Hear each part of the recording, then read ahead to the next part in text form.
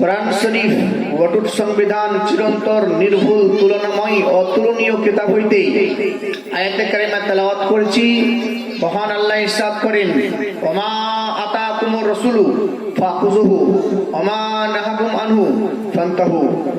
আল্লাহ তাবারক ওয়া তাআলা ইরশাদ করেন কোরআন শরীফের মধ্যে, এ মুসলমান, কোরআন শরীফ আল্লাহ তাবারক ওয়া তাআলা তিনি নবীর প্রতি অবতীর্ণ করেছেন।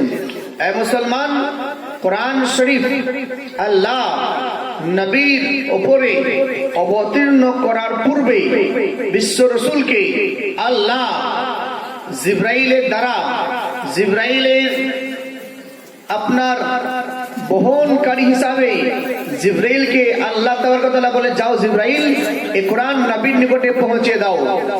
এ মুসলমান, জিবরাইল নিয়ে এসে কোরআন নবীর নিকটে পৌঁছালেন। আর নবীর নিকটে জিবরাইল এসে বলেন, ইকরা ইয়া রাসূলুল্লাহ, পড়ুন। নবীকে আল্লাহ কোরআন অবতীর্ণ যখন করাচ্ছেন, নবীর প্রতি কোরআন অবতীর্ণ করার পূর্বে আল্লাহ 30 পারার কোরআনে হাফেজ আমার রাসূলুল্লাহকে করিয়ে দিয়েছেন। কোরআন অবতীর্ণ হওয়ার পূর্বে নবীকে 30 পারার কোরআনে হাফেজ আল্লাহ বানিয়ে দিয়েছেন। এ মুসলমান, তাই জিবরিল আমিন কোরআন শরীফ আল্লাহর নিকট থেকে বহন করে নবী পর্যন্ত পৌঁছে দিয়েছেন। জিবরাইলের কাজ বহন করে নিয়ে এসে নবীর নিকট পর্যন্ত পৌঁছে দেওয়া। জিবরাইলের কাজ এটা না যে নবীকে শিক্ষা দেওয়া। নবীকে শিক্ষা জিবরাইল দিতে পারে? কখনো না। নবীকে শিক্ষা কে দিয়েছেন? তো আল্লাহ তাবারক ওয়া তাআলা বলেন, আমি শিক্ষা দিয়েছি। কোরআন শরীফ 27 পারা, সূরা রহমান আর রহমানু আল্লামা আল কোরআন। কোরআন আল্লাহ বলেন, আমি রহমান নবীকে কোরআন শিখিয়েছি। রহমান যিনি আপন মাহবুবকে শিখিয়েছেন কোরআন। খালাকাল ইনসান, মানব জাতির প্রাণ, আল্লামাহুল বায়ান। পূর্বে যা কিছু সংগঠিত হয়েছে এবং ভবিষ্যতে যা কিছু সংগঠিত হবে, এই বিস্তারিত বিবরণ আল্লাহ আমার নবীকে শিখিয়েছেন। বলুন সুবহানাল্লাহ, সুবহানাল্লাহ। আজ কিছু আপনার শ্রেণী মানুষ বলে যে আল্লাহ জিবরাইলকে পাঠিয়েছেন নবীকে শিক্ষা দেওয়ার জন্য। জিবরাইল নবীকে শিক্ষা দিতে পারে না। নবীকে শিক্ষা জিবরাইল দিতে পারে না। নবীকে শিক্ষা হযরত মিকাইল আলাইহিস সালাম দিতে পারে না। নবীকে শিক্ষা হযরত ইসরাফিল আলাইহিস সালাম দিতে পারে না। নবীকে শিক্ষা হযরত ইসরাইল আলাইহিস সালাম দিতে পারে না। নবীকে শিক্ষা কোন মালায়েকা দিতে পারে না। নবীকে শিক্ষা কোন হুর কালেমা দিতে পারে না। নবীকে শিক্ষা হে মুসলমান কোন মানব দিতে পারে না। নবীকে শিক্ষা আল্লাহ দিয়েছেন। বলুন সুবহানাল্লাহ, সুবহানাল্লাহ। নবীকে শিক্ষা আল্লাহ দিয়েছেন। হাসান বিন সাবিত রাদিয়াল্লাহু তাআলা আনহু একজন কবি ছিলেন, বিরাট একজন কবি এবং সাহাবী।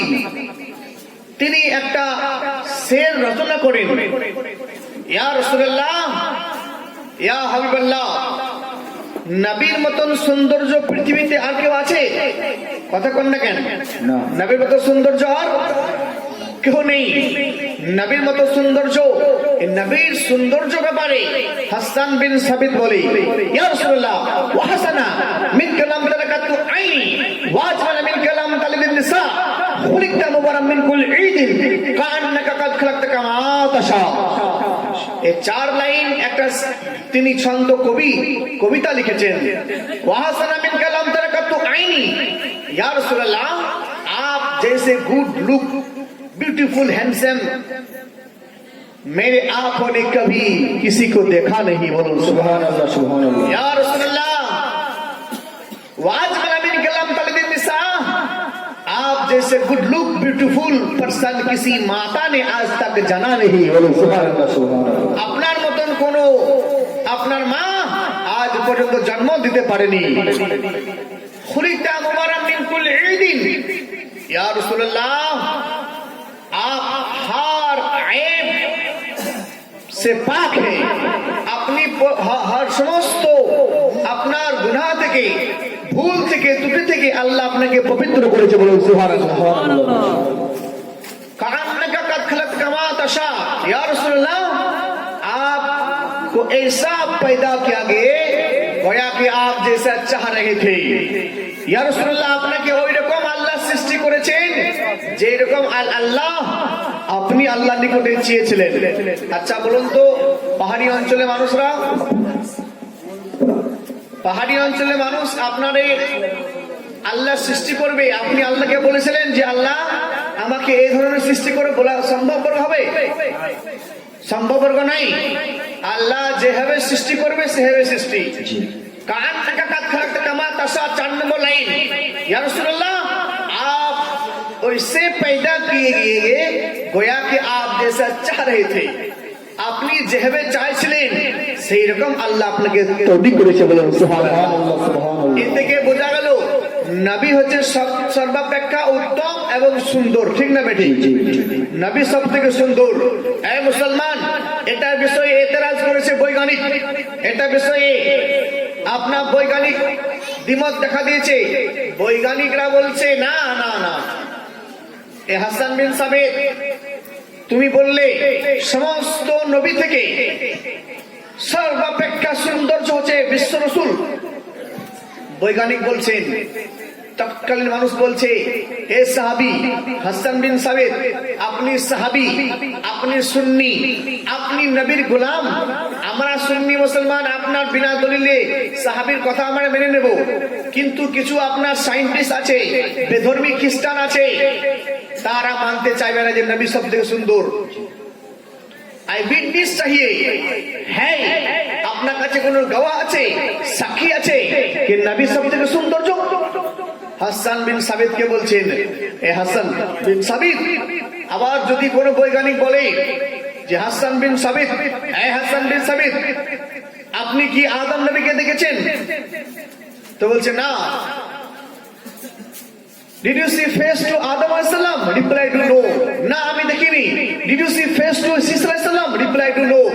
তুমি Sis alayhis salam এর চেহারা দেখেছো? না দেখিনি। Did you see face of Nuh alayhis salam? Reply to no. Did you see face of Zakaria alayhis salam? Reply to no. Did you see face of Yahya alayhis salam? Reply to no. বৈজ্ঞানিকগণ জিজ্ঞাসা করছে, আপনি কি নূহ নবীকে দেখেছেন? বলছেন না দেখিনি। আপনি কি আদমকে দেখেছেন? না দেখিনি। আপনি কি হযরত সিস আলাইহিস সালামকে দেখেছেন? না দেখিনি। আপনি কোন নবীকে দেখেননি? 1,24,000 পয়গম্বর, মতান্তরে 2,24,000 পয়গম্বরকে, কোন পয়গম্বরকে দেখেছেন আপনি? এ হাসান বিন সাবিত, আপনি বলছেন সর্বাপেক্ষা সুন্দর নবী, নবীকে দেখলেন শুধু, অন্য নবীদেরকে দেখলেন না, আর অন্যদেরকে না দেখে আপনি সব থেকে সুন্দর বলে দিলেন। আপনার এই সৌন্দর্য আমি মানতে পারি না, বৈজ্ঞানিক বলছে। হাসান বিন সাবিত, আই উইটনেস চাহিয়ে, হ্যাভিং আছে আপনার বলছো কোন আই উইটনেস অর্থাৎ গওয়াহ, সাক্ষী আছে? তো হাসান বিন সাবিত বলেন, না আমি কোন নবীকে দেখিনি, কিন্তু আমি বলি ওয়াহাসান মিন কালাম তারাকাত আইনি, নবী সর্বাপেক্ষা উত্তম সৌন্দর্য। এ মুসলমান, তো বলছে না আপনার কথা মানবো, সাক্ষী প্রয়োজন। হাসান বিন সাবিত বলে নবী সৌন্দর্য, এ সাক্ষী নেবে? হ্যাঁ নেব। হাসান বিন সাবিত বলছে, এই সুন্নি মুসলমান, এই সাহাবী, তোমরা চিন্তা করো না, আমি উইটনেস নিয়ে আসছি, আই উইটনেস আনছি, আমি সাক্ষী আনছি। সাক্ষী কাকে আনলেন? হযরত সাইয়্যিদুল মালায়েকা জিবরাইল আলাইহিস সালাম কে সাক্ষী। বলুন সুবহানাল্লাহ, সুবহানাল্লাহ, সুবহানাল্লাহ। জিবরাইল আলাইহিস সালাম সম্মুখে দণ্ডায়মান, এ জিবরাইল, Did you see face of Adam alayhis salam? আপনি কি আদমের ফেস দেখেছেন? জি হ্যাঁ। তিনি বলছেন, নাম আমি দেখেছি, আমি আদমের সহিফা আমি নিয়ে এসেছি, আদমের কাছে ওহী আমি এনেছি, আদমকে আমি ফেস টু ফেস দেখেছি। Did you see face of Nuh alayhis salam? Replied yes. হ্যাঁ আমি দেখেছি হযরত নূহ আলাইহিস সালামকে। Reply to you, আপনার সিস আলাইহিস সালাম, হ্যাঁ আমি সিস নবীকে দেখেছি। আপনি জাকারিয়াকে দেখেছেন? হ্যাঁ দেখেছি। ইয়াহইয়াকে দেখেছেন? হ্যাঁ দেখেছি। ইউসুফ নবীকে দেখেছেন? হ্যাঁ দেখেছি। ইব্রাহিম নবীকে দেখেছেন? হ্যাঁ দেখেছি। 1,24,000 পয়গম্বরকে জিবরাইল বলছে, আমি নবীদের ওহী আমি ওহি মাস্টার ছিলাম, বলুন সুবহানাল্লাহ। আমি ওহি বহনকারী ছিলাম, আমি সহিফা বহনকারী ছিলাম, আমি আল আসমানি কিতাব বহনকারী ছিলাম। আমি প্রত্যেকটা নবীকে দেখেছি, প্রত্যেকটা আসমানে কোন কোন নবীর শিক্ষা চলে, কোন কোন নবী কোন স্থানে আছে, কোন কোন নবী কি ধরনের চেহারা, সমস্ত নবীকে দেখেছি। বলছে আচ্ছা বলুন তো কোন নবী সর্বাপেক্ষা উত্তম সুন্দর? হযরত জিবরাইল সাক্ষী দিছে কে এই হাসান বিন সাবিত, ওদেরকে বলে দাও আমি সর্বাপেক্ষা সৌন্দর্য দেখলাম তো এই হাসান বিন সাবিত তোমার ওয়াহাসানা মিন কালাম তারাকাত আইনি এই কবিতা সঠিক কবিতা। এই হাসান বিন সাবিত শোনো, আমি সমস্ত নবীকে দেখেছি, আমি সমস্ত নবী নিকট সহিফা নিয়েছি। আমি দেখার পরে আমার শাহিন সাইজ জীবিকার মদন के तजदार नबी का सरदार दोनों जहां के मालिक मुख्तार सबसे दुआ बदर दुजा सदिल हुदा नूरिल हुदा काबिल वरा मिसबाह गुला काबिल इस्लाम शाफिल हुआ साहिब जुद वल करम मालिक हल हरम साहिब लह कलम मक्की सरकार मदनी तजदार सैयद अबू अखियार आनिसुल गरीबिन रहदुल अशकिन मुरादुल मुस्तकिन शमसुल अरबिन विश्व रसूल के दर्शन করলাম। আর জিবরাইল বলে শোনো, বিশ্ব রসুলকে দর্শন করার পরে জিবরাইল জাজমেন্ট দিচ্ছেন, জিবরাইল আদালতে জাজমেন্ট দিচ্ছেন, জিবরাইলের জাজমেন্টে এই মুসলমান ওই জিবরাইলের জাজমেন্টটা এই মুসলমান এমন এক হাস্তি বয়ান করছে যিনি আমাদের ইমাম, আপনাদের ইমাম, हमारा रजा, आपका रजा, सबका रजा, आलिम रजा, फाजिल रजा, मुहद्दिस रजा, मुहक्किक रजा, मुदक्किक रजा, मौलिक रजा, मुफरिक रजा, शाह अहमद रजा खान फरमाते हैं यही बोले फितरा वाले जमाने जहां के खाले सभी ने छान डाले तेरे पाया। सुभान अल्लाह, नारे तकबीर, नारे रिसालत, मसला की आला हजरत মুসলমান এই বলে সিদরা বলে, এটাই সিদরা বলে জিবরাইল বলেছিলেন जमाने जहां के खाले सभी मेरे छान डाले तेरे पाया का ना पाया। सुभान अल्लाह, तुझे एक ना एक बनाया, तुझे हमद है खुदाया। सुभान अल्लाह, আপনাকে একমাত্র সৌন্দর্য বানিয়েছেন। তো আপনার বৈজ্ঞানিকদের সমস্ত কথা আপুজ্য হয়ে গেল, বৈজ্ঞানিকদের আপনার কথা আপনার বিলুপ্ত হয়ে গেল।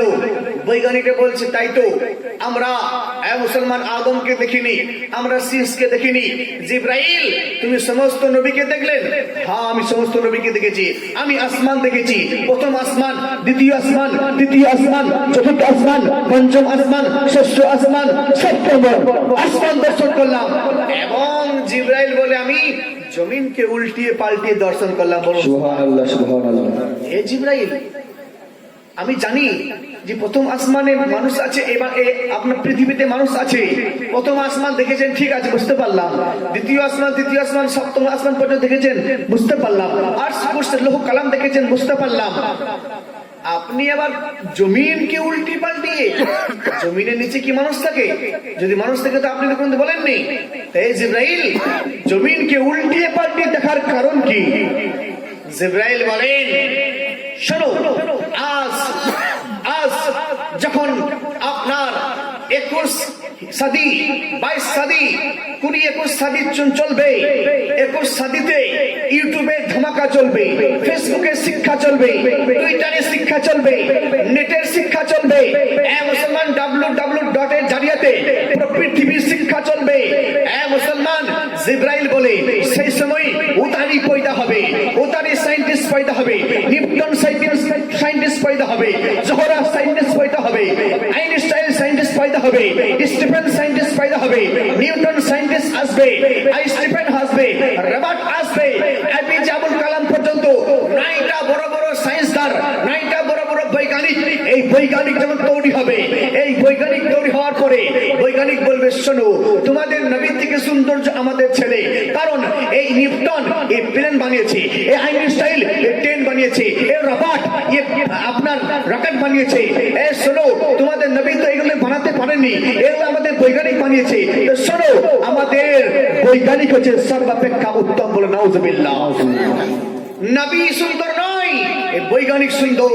জিবরাইল আমিন বললেন আমি জমিনকে উল্টিয়ে পাল্টিয়ে দেখলাম কোন মাটিতে কোন বৈজ্ঞানিক তৈরি হবে যেন বলুন সুবহানাল্লাহ। আমি দেখলাম কোথায় উতানি হবে, কোথায় জোহরা হবে, কোথায় নিউটন হবে, কোথায় নিউটন হবে, কোথায় মিউজিক হবে, কোথায় আইনস্টাইন হবে, কোথায় স্টিফেন হবে, কোথায় রবার্ট হবে, কোথায় এপিজে আবুল কালাম হবে, কোথায় কোন সায়েন্টিস্ট পয়দা হবে। আমি দুনিয়াতে তালাশ করলাম, আর তালাশ করার পরে আমি জজবান দিলাম সর্বাপেক্ষা মহাজ্ঞানী, সর্বাপেক্ষা মহা সৌন্দর্য হচ্ছে আমার রাসূলুল্লাহ। সুবহানাল্লাহ সুবহানাল্লাহ। ব্রাদার ইসলাম এ থেকে বোঝা গেল নবী হচ্ছেন সর্বাপেক্ষা উত্তম সুন্দর। ব্রাদার ইসলাম, বিশ্ব রাসূল সাল্লাল্লাহু আলাইহি সাল্লাম, আল্লাহ বলেন ওমা আতাকুমুর রাসূলু ফাখুযুহু, তোমাদের রাসূল যা প্রদান করেছে সেগুলি গ্রহণ করো। আমা নাহাকুম আনহু ফান্তাহু, আর যেগুলি থেকে নিষেধ করেছেন সেগুলো ত্যাগ করো। এ মুসলমান, এটা আমাদের বিধান, এটা আমাদের সংবিধান। যে নবী যেগুলি আদেশ দিয়েছেন সেগুলি আমরা গ্রহণ করব। নবী যা থেকে নিষেধ করেছেন সেগুলি ত্যাগ করব।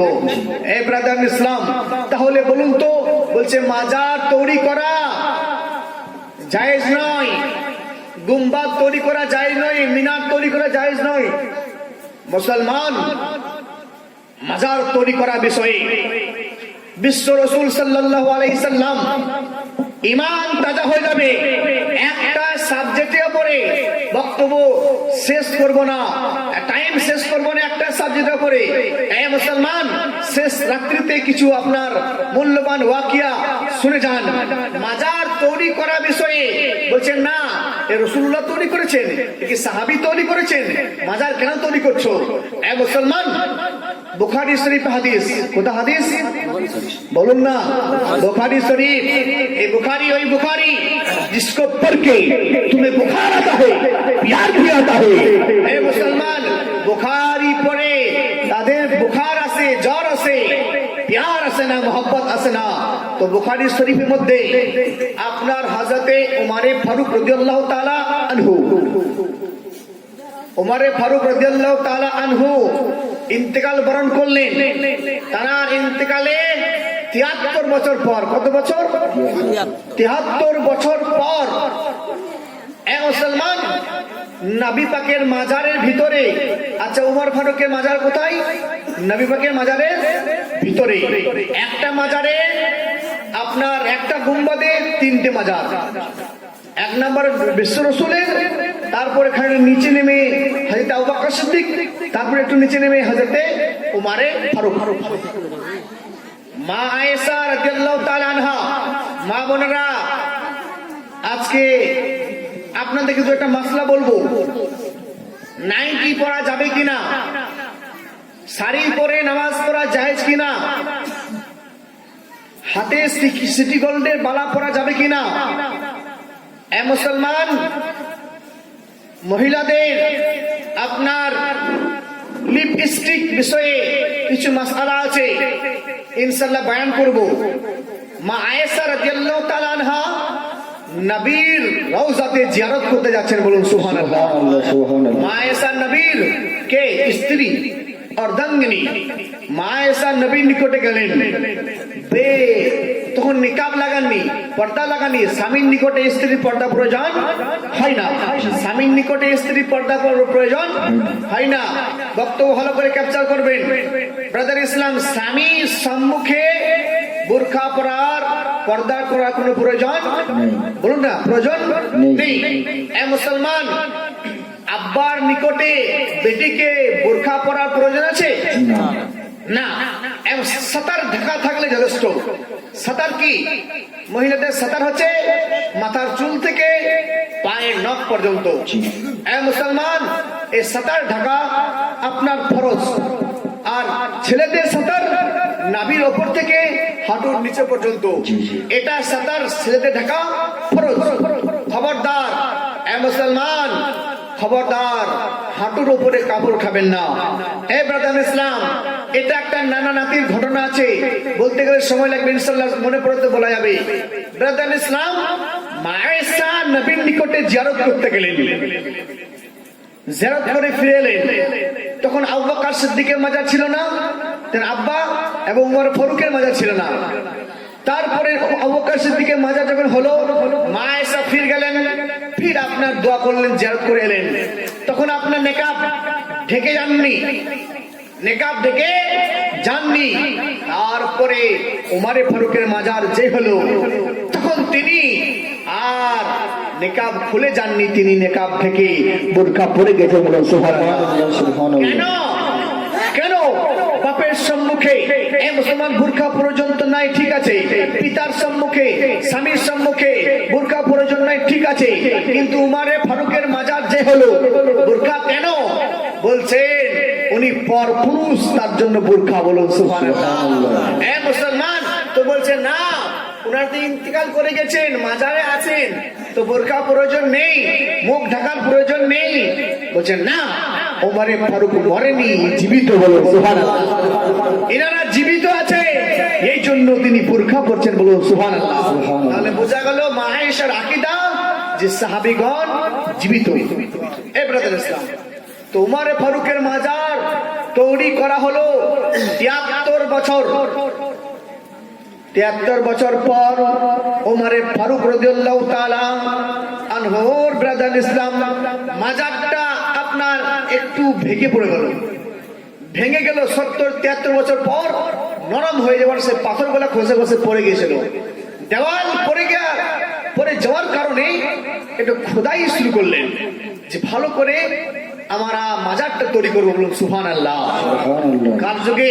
নবীর যুগে। বলুন সুবহানাল্লাহ।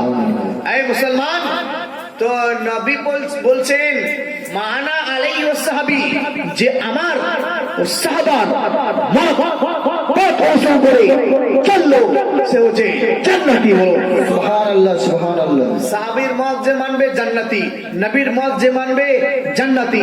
সাহাবীগণ মাজার বানাচ্ছেন। বলুন সুবহানাল্লাহ। তাহলে সাহাবীগণ মাজার বানিয়েছেন। কার মাজার? নবী। বলুন না, কার মাজার? নবীর। নবীর মাজার সাহাবী বানিয়েছেন। তাহলে বোঝা গেল মাজার বানানো আজ থেকে নয়, নতুন নয়, নবী সাহাবীদের যুগ থেকে। বলুন সুবহানাল্লাহ। যদি মাজার বানানো নাজায়েজ হতো, মাজার বানানো মাকরুহ হতো, মাজার বানানো মাখলুক তাহরিম হতো, মাজার বানানো হারাম হতো, তাহলে সাহাবীগণ বানাতেন না। ঠিক না বেটি? সাহাবীগণ তৈরি করতেন না। সাহাবীগণ মাজার তৈরি করলেন এবং গুম্বাদ তৈরি করলেন। বলুন সুবহানাল্লাহ। যখন খোদাই খুঁড়তে শুরু করলো, তখন খুঁড়তে খুঁড়তে একটা পা বেরিয়ে গেল। 3টে কবর আছে, নবীর, হযরত আবু বকর সিদ্দিক, হযরত উমর ফারুক। 3টে কবরের মধ্যে একটা পা জাহির হলো। বলো আল্লাহু আকবার। পা জাহির হলো, তো পাটা কার পা? এ মুসলমান, সাহাবীগণ আশ্চর্য হয়ে গেল, এত সুন্দর পা, এ পাটা কার পা? নবীর পা না উমরের পা না হযরত আবু বকর সিদ্দিক এর পা? সাহাবীগণ আপনারা করতে পারছেন না, তিনারা ডাউট হয়ে যাচ্ছেন।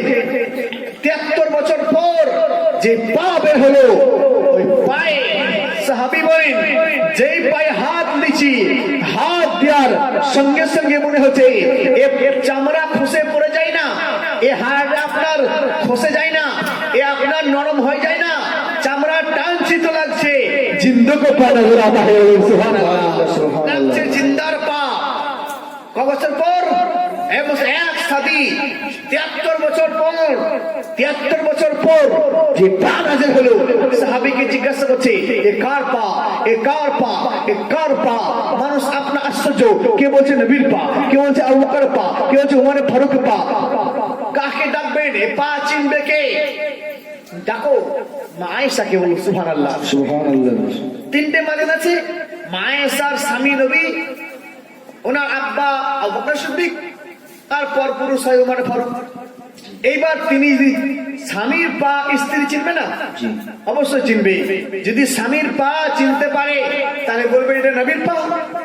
আর বাপের পা বেটি চিনতে পারবে অবশ্যই। বেটি যদি আবু বকর সিদ্দিকের পা বলেন, তা আবু বকর সিদ্দিকের পা। আর যদি এই দুটোই না হয়, তাহলে উমর ফারুকের পা। ঠিক না বেটি? এ মুসলমান, মা আয়েশাকে ডাকা হলো। মা আয়েশা ডাকার পরে, এ উম্মুল মুমিনিন, এ উম্মুল মুমিনিন,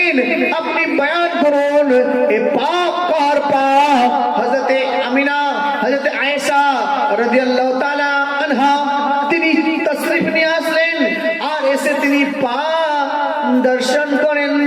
এ মুসলমান, তিনি বলেন না না না না, এ পা আমার নবী নয়। বলুন সুবহানাল্লাহ। নবীর পা নয়, তিনি চিনে নিয়েছেন।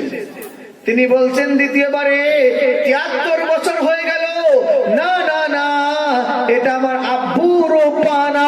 বলুন সুবহানাল্লাহ। এ মুসলমান, তা কার পা? তাহলে বোঝা গেল নবীর পা নয়, আবু বকর সিদ্দিকের পা নয়, তাহলে এটা উমরে ফারুকের পা। এ মুসলমান, তো উমরে ফারুকের পা। উমরে ফারুক কে? নবীর খলিফার খলিফা, নবীর গোলামের গোলাম। এ মুসলমান, এই উমরে ফারুকের পা 73 বছর পর, 70 এর অধিক 73 বছর পরে যে পা, সাহাবীর পা মাটিতে স্পর্শ করতে পারেনি। এ মুসলমান, এ থেকে বোঝা গেল সাহাবীর পা মাটিতে খায়নি, তাহলে সাহাবী হচ্ছেন জিন্দা। সাহাবীর পা যদি আলাম হয়, তো আপনার আকা নবী মুস্তাফার পায়ে আলাম কি? বলুন সুবহানাল্লাহ। তাহলে বোঝা গেল कि সাহাবীগণ জীবিত। বলুন সুবহানাল্লাহ। প্রধান ইসলাম, এটা উমরে ফারুক রাদিয়াল্লাহু তাআলা আনহুর পা ছিল। তাহলে উমরে ফারুকের পা 73 বছর পর তেনার পা জমিনে খাইতে পারেন নি। এ মুসলমান, খাইতে পারে না। কোরআন শরীফে লেখা আছে সূরা বাকারা 154 নম্বর আয়াত। কত নম্বর? 154 নম্বর আয়াত। ওয়ালা তাকুলু লিমান ইউকতালু, সকলে পারলে পড়ুন আমার সঙ্গে। ওয়ালা তাকুলু লিমান ইউকতালু ফি সাবিলিল্লাহ আমওয়াত বাল আহইয়া ওয়ালাকিন লা তাশউরুন। ও জগৎবাসী, শোনো শোনো, ওয়ালা তাকুলু লিমান ইউকতালু, তুমি তাদেরকে মৃত্যু বলো না। ওয়ালা তাকুলু লিমান ইউকতালু, যিনারা শহীদ হয়ে যান, কতল হয়ে যান, যিনারা আল্লাহর রাস্তায় শহীদ হয়ে যান, লিমান ইউকতালু ফি সাবিলিল্লাহ, আল্লাহর রাস্তায়,